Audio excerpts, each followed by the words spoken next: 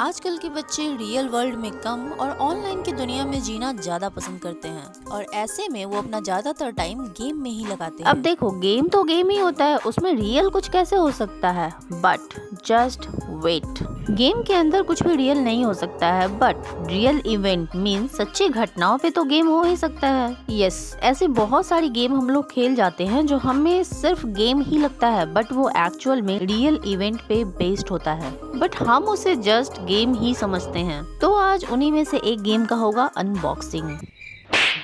आपने baby in yellow तो खेला ही होगा, और अगर नहीं खेला है तो इस गेम में हमें एक बच्चे की देखभाल करनी होती है जो दिखने में बहुत ही ज्यादा क्यूट सा होता है, बट जैसे जैसे लेवल अप होता है वैसे वैसे ये क्यूट बच्चा खतरनाक होने लगता है और फिर हमें उसके घर से स्किप करने के लिए एड़ी चोटी का जोर लगाना पड़ता है। अब सवाल ये आता है कि ये रियल इवेंट पे बेस्ड कैसे है? तो चलो इन सभी सवालों का जवाब ढूंढते हैं इसी वीडियो में। सो वीडियो स्किप मत करना, एंड तक देखना, वरना इस बच्चे को आपके घर पार्सल करवा दूंगी, वो भी स्पीड पोस्ट से।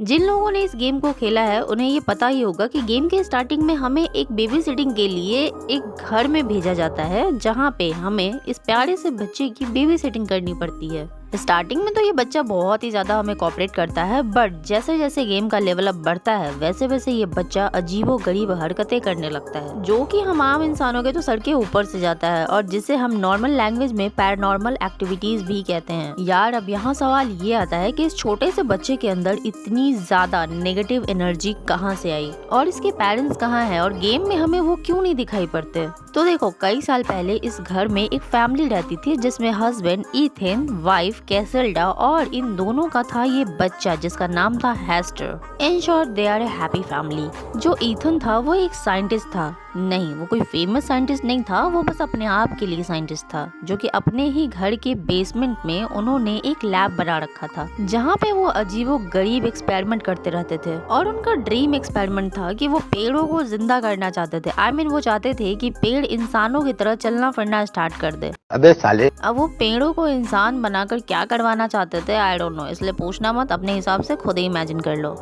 जो कैसेल्डा थी, आई मीन उस बेबी की मम्मा, वो एक पेंटर थी, मतलब वो एक आर्टिस्ट थी जो अपने वर्क की वजह से ज्यादातर आउट ऑफ टाउन ही रहा करती थी। घर पे सिर्फ 4 महीने का बेबी और उसके फादर यानी कि ईथन ही रहा करते थे और ईथन की हेल्प करने के लिए था एक रोबोट जिसका नाम था न्यूट, NEWT, और इसे भी ईथन ने ही बनाया था। एक दिन ईथन एक ऐसा केमिकल बना लेता है जो पेड़ों को इंसान तो नहीं बना सकते, बट इंसानों को पेड़ जरूर बना सकते हैं।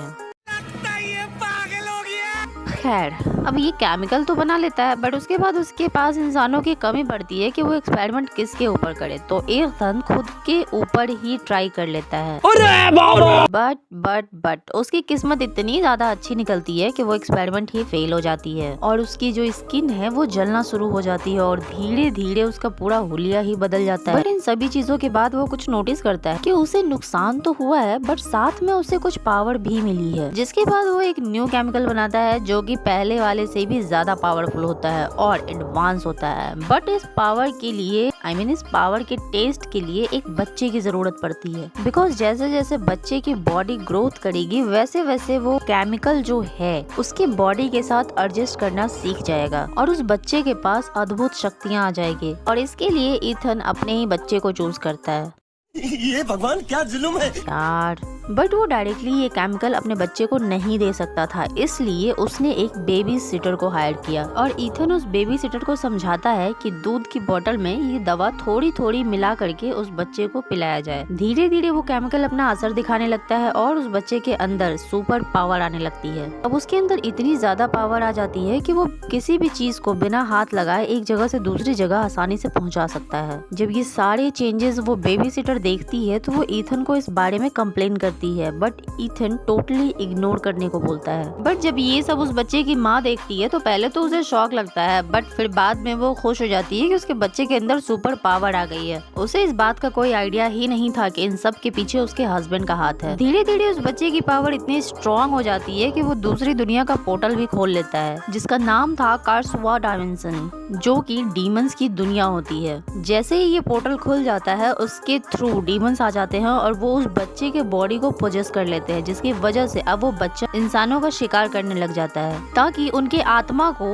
उस पोर्टल के थ्रू शैतानी दुनिया में भेज सके। और उसका सबसे पहला शिकार बनती है वो बेबी सिटर। उसके बाद अपनी माँ का नंबर लगाता है, बट जैसे ही ईथन का नंबर आता है उसे समझ आ जाता है मेरा बच्चा अब शैतान का बच्चा बन गया है। इसलिए वो जाकर बेसमेंट में छुप जाता है और न्यूट को उससे लड़ने के लिए भेज देता है, बट न्यूट हार जाता है और उसके टुकड़े हो जाते हैं। उसके बाद ईथन की बारी थी, बट बेबी उसे नहीं मारता है, उसे अपना काम निकलवाता है। वो बच्चा ईथन को कहता है कि तुम्हें जिंदा इसलिए छोड़ा है कि तुम मेरे लिए इंसान ला सको जिनकी रूह को मैं दूसरी दुनिया में भेजूंगा। ईथन इस बात के लिए मान जाता है और रोज न्यू बेबी सीटर लाता है। और ये सब होता है गेम में कि स्टार्टिंग में तो बच्चे बहुत मासूम होते हैं, बट धीरे धीरे जैसे जैसे लेवल अप होता जाता है बच्चा अपना असली रंग दिखाता है। और बच्चे का असली रंग देखने के बाद हमें बस उस घर से स्किप करना होता है, वो भी जिंदा। So that's end of the story. Video पसंद आई हो तो लाइक कर दो और अपने दोस्तों के साथ शेयर कर दो, और अगर चैनल पे न्यू हो तो यार सब्सक्राइब भी कर ही लो। मिलते हैं नेक्स्ट वीडियो में। Till then take care, bye bye.